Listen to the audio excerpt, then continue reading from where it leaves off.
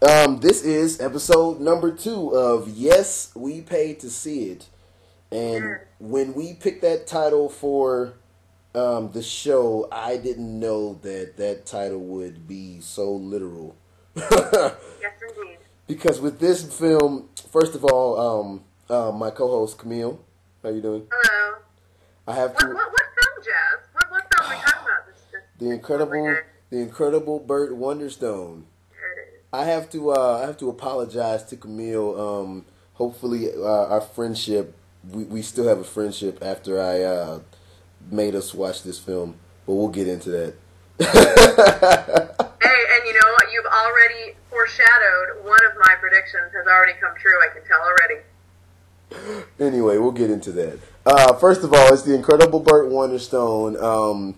It's directed by Camille's the smart one. It was not directed by me, although I appreciate the attempt there, giving me credit where credit really is not due.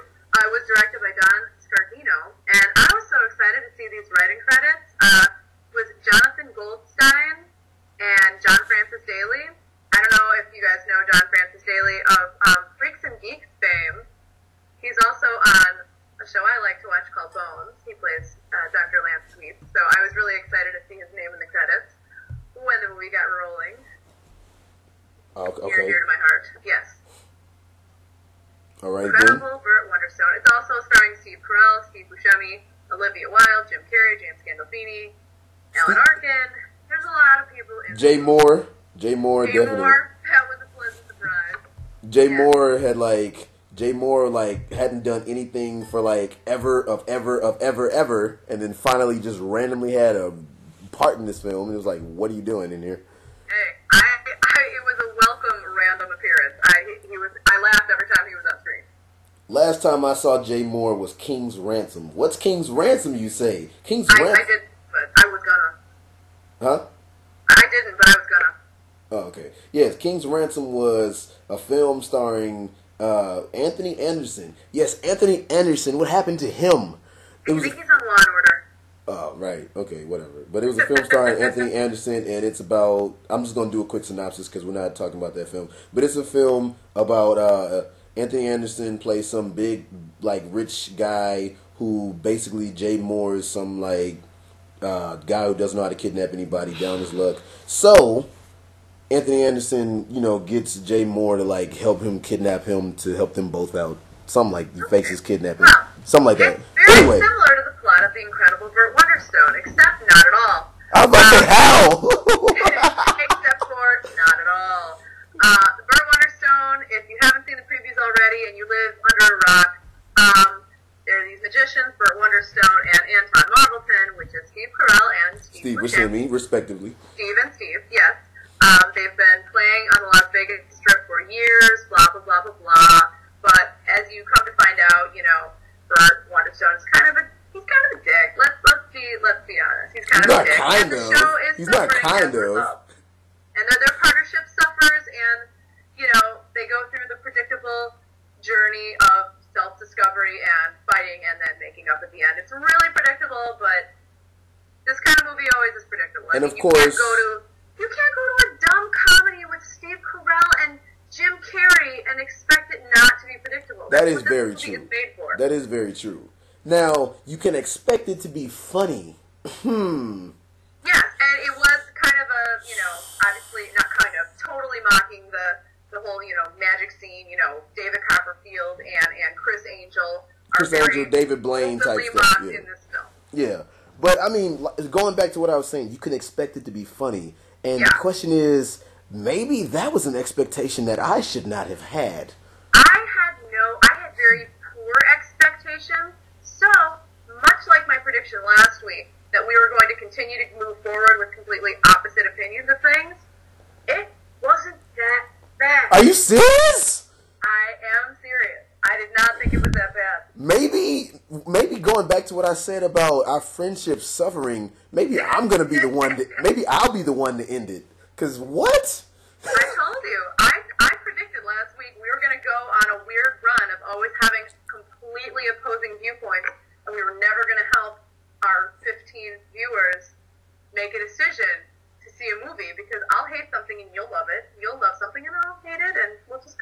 First of all, let me go down. Okay, first of all, Steve Carell's whole, I guess you could say, somewhat statue type of comedy that he does every now and then, if that makes any sense, where, you know, he talks very deadpan, but somewhat lifelike, if that makes any sense.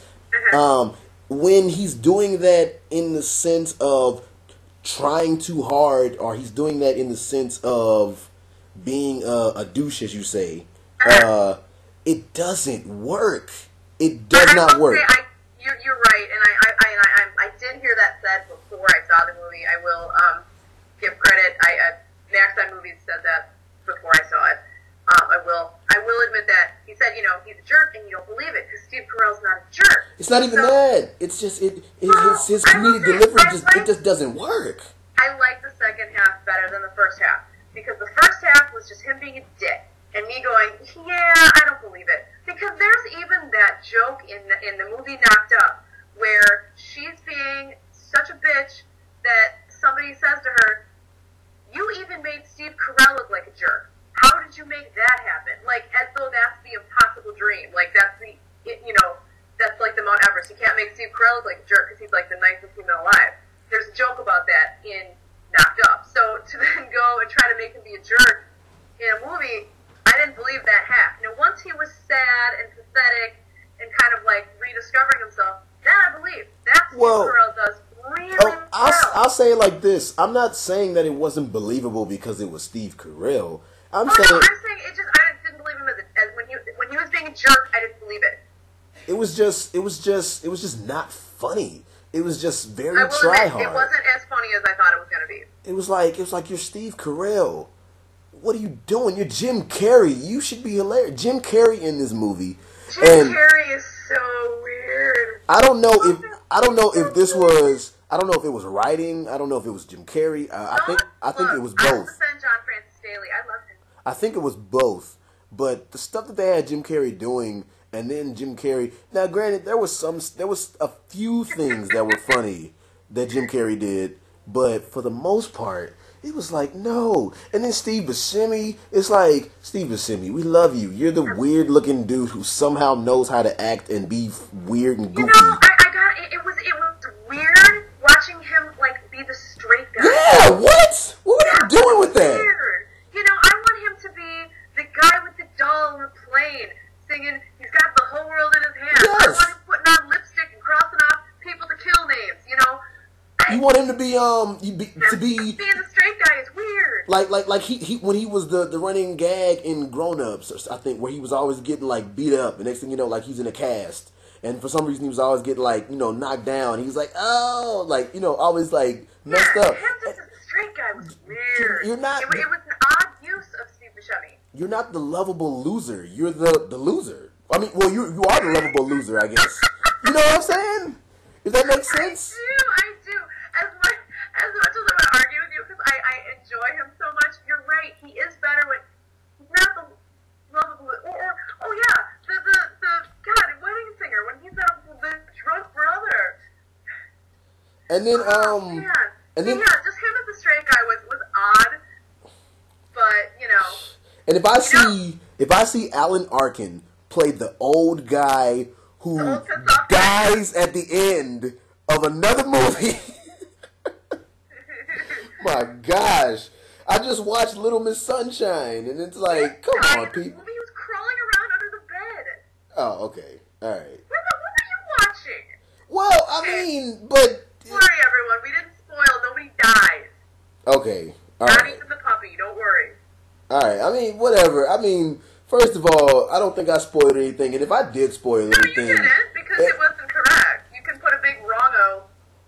Okay, but I'm saying even if I do happen to spoil something in this review, I don't even care because this movie, to be honest, this movie is way too predictable for anything to be spoiled. If you don't know That's true. That is very true. During the first 5 minutes, if you can't figure out what's going to happen, then you suck and it deserves to be spoiled because that is true. This is like the most predictable plot of all time.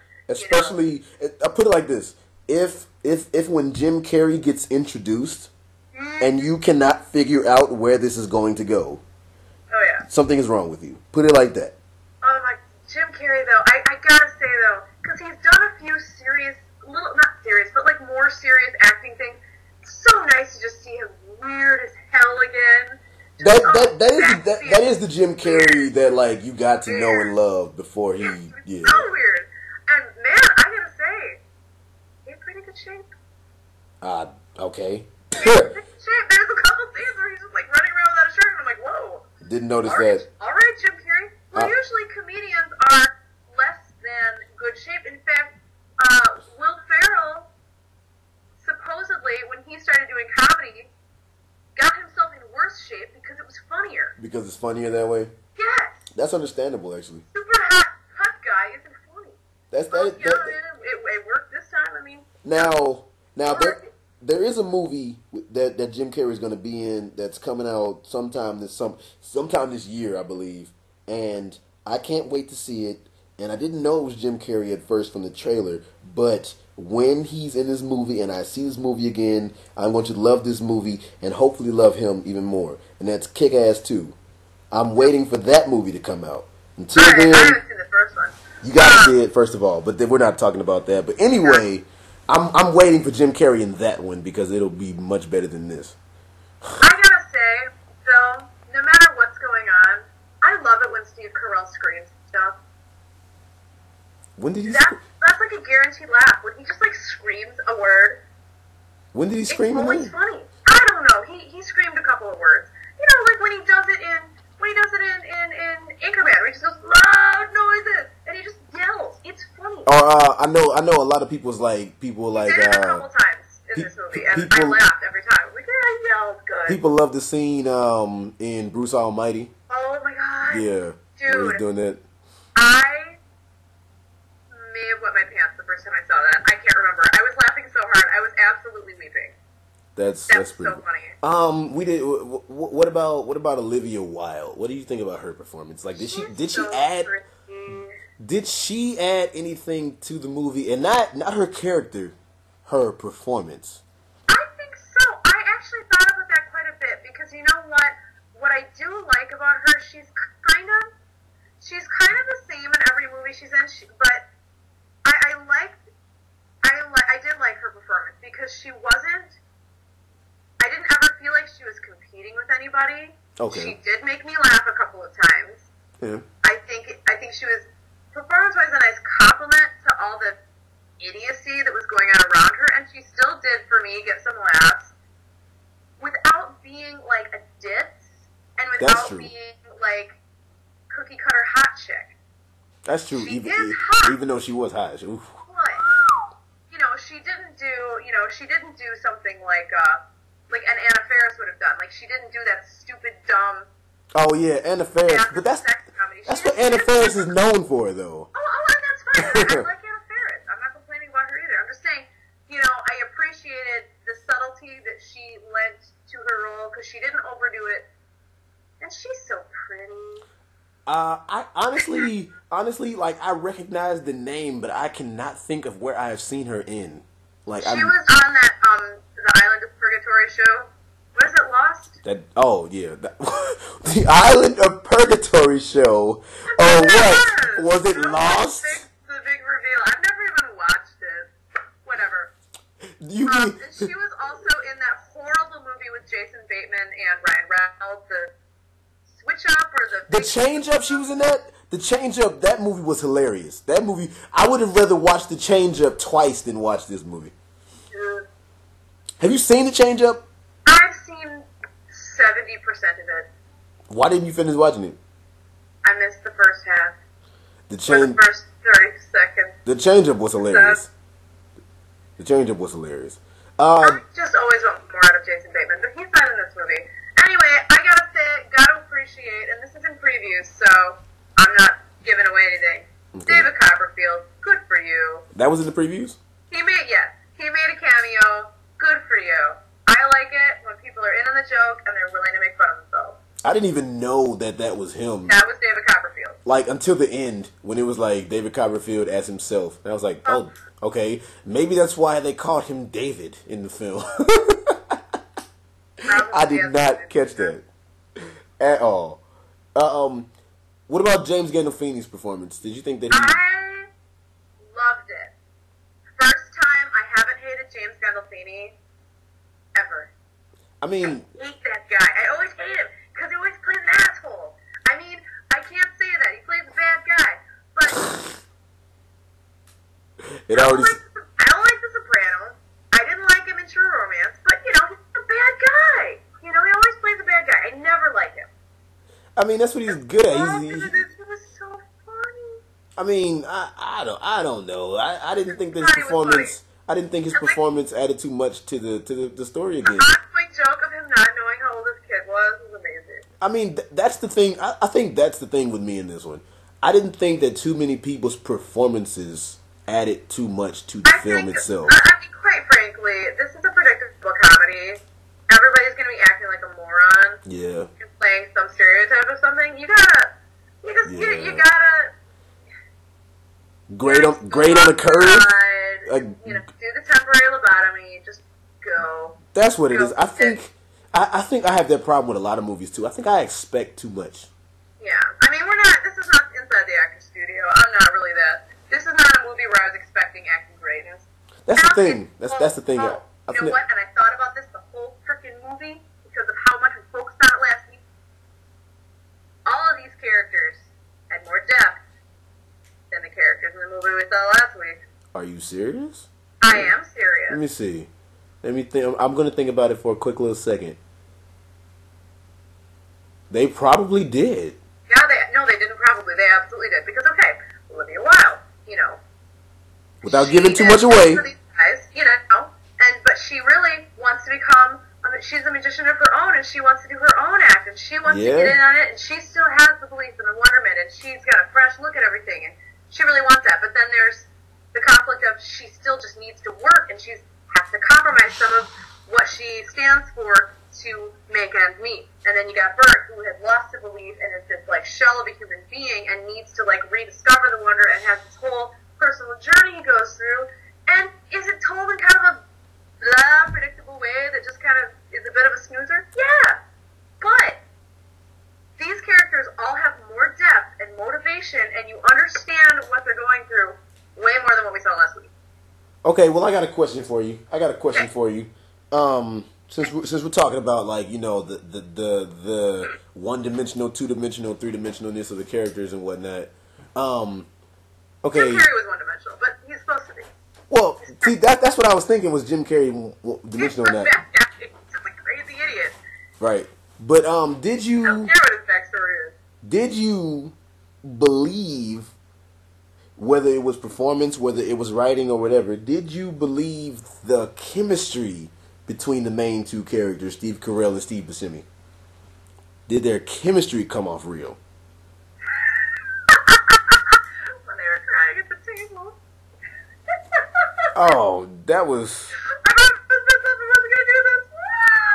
I promised myself I was going to do this. I was laughing a lot at that. Sorry. Did you believe the chemistry, though? Seriously? Like, did you believe the whole, you know, we grew up together and we're friends, but now we hate each other, but we want to be together type of thing? Here's the deal, man. You gotta understand this. And I said it before. A comedy. Whatever. I mean, yes or no? I don't think it's necessary. I think it's a moot point, quite frankly. It's a comedy. It's a bullshit comedy. I mean, it is. It's supposed to be stupid. I got you. Did I think that these guys had like this deeply rooted thing, like, you know, where like I could just see their history and like feel the bonds that bound them together? I mean, I'm not asking if you thought it was Oscar worthy. Jim Carrey. I mean, I'm not asking if you thought it was Oscar worthy. It was written by freaks and geeks. Come on. But okay, the only thing I love him. The only thing that's messing with me is in a film with Jim Carrey and Steve Carell as like some of the main two people, I was expecting to be rolling in my seat or on the floor, as opposed to like I chuckled maybe like 10 times throughout this film. Yeah, I will agree. That it wasn't as like hilarious. There was not as many laughs per minute, I guess, as I expected. Because, you know, other, like, similar movies, you know, you could compare this to Anchorman real easily. Another guy who's kind of a jerk, who's kind of behind the times, that kind of has to go through personal self-discovery. And also, ridiculous crap happens during the way. I mean, they ride a freaking rainbow at one point in that movie. They, like, cut a guy's arm off with a trident or something, you know? I mean, they have, like, a, you know, rumble in the middle of the movie. I mean, that movie is just as ridiculous and is just as packed with guys you expect to give you laughs. They do. This might end up being a trend in reviews too, because this is the second time you talked about a movie that everybody has seen except me. Last week it was Evil Dead. This week it's Anchorman. What's it gonna be next week? Okay, you are gonna get a pass on not having seen Evil Dead. There is absolutely no excuse for you to not have seen Anchorman. It just looks so stupid. You look so stupid. Anyway. In fact, I challenge you, watch it this week and compare it to the Burt Wonderstone and think about what I've said, because I totally agree. Not as many laughs as I was expecting. It was a lot more story, and the story wasn't good. It was alright. It was predictable. It was okay, but it was very standard cookie cutter. There wasn't a whole lot of nothing happened that I didn't expect to happen. I like films where I don't know what's going to happen. You're not going to get that in a bullshit comedy. I mean, that's true, but I'm saying, like, I apologize in advance because like, one of the things I hate. We're going to watch next week is also going to be predictable. Yes, I'm going to be able to predict that. I'm going to be it's probably going to be like cut and paste what Jazz is saying in this review right in the next one. Just take the name of the film and the actors and actresses out and put it in there. I'll probably be saying the exact same type of sentence because. I challenge you though. I have two challenges. One, I predict that admission will be better than we think, and I challenge you to watch Anchorman this week. Now, you know, we paid to see it. What would you say your analysis is of the fact that you paid to see this film? I think I know what's coming. All right, well, the rating scale that we got two rating scales. We got a number scale, and then we got a should you pay scale, since we paid to see it. So the pay scale goes, would you pay full price in the theater? Would you either buy the DVD, wait for it to hit Netflix or TV, or just say forget it altogether and leave it alone? Sure. Now, I say don't pay full price, first of all, and don't buy the DVD. I say if you got time to kill and you got a Netflix account and you got a Sunday, Monday afternoon to spare, watch it. Wasting your, okay, should you skip it altogether? Probably not. I mean, you know, it is the novelty of Steve Carell and Jim Carrey in a film where they're making fun of the David Copperfield and the David Blaine type of magic. Don't forget Chris Angel.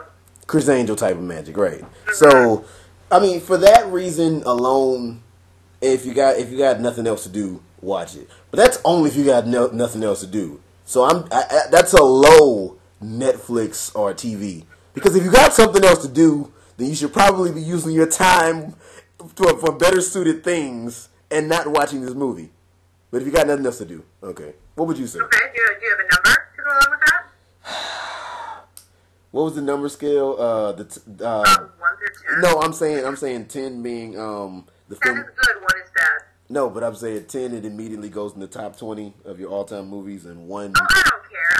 I'm just saying, and one being that the people who made this film should be killed. Sure, yeah. Last week you said number 1, you want everyone to die. Yeah. And then 10 was like, you want them all to live. Yeah. I mean, basically. Just like the 1 through 10. Pick a number. Go. I don't. It's not low enough for a 1. I'm thinking like a 4. It's not even average, which is sad. Alright. And just like last week. And not a 0.5, not a 0.5 either, just a 4. But go ahead. Okay. Well, just like last week, I have a slightly different opinion. I error to check out the new Olive 16, which has been completely remodeled, and they have like couches and like little trays and like. I don't even know what that is. Service. They like have waiters and shit. Like you get waiters and like you have a little self-service button and they'll come and ask you what you need. I mean, it's like a restaurant. And these chairs are really nice. I actually had to take my napkin and cover up the like service light because it was annoying. It was like somebody had a cell phone open right next to my eyes. I opened up my silverware and put my napkin over the light. Oh, it's a movie theater. MX Movies, a new movie theater opened up. No, this is This is Olive 16. Oh, It's okay. an existing theater. They remodeled it. So anyway, I chose to go there thinking I'll go to a matinee. It'll be cheap. Dude, a matinee there because of the type of theater it is still $9. Damn it. That's crazy. I would not recommend paying $10 to go see this movie, which I accidentally did. I was trying to save money because I wasn't expecting much. I ended up still paying $9. I wouldn't recommend that. But I will say the theater was really cool. So if you're listening to this and you live in the area and you haven't been to the Olive 16 yet, it's worth checking out. You will spend more, but it's pretty cool. It was like sitting in like the most comfortable lounge chair watching a movie. And you had a desk and I took notes. It was great.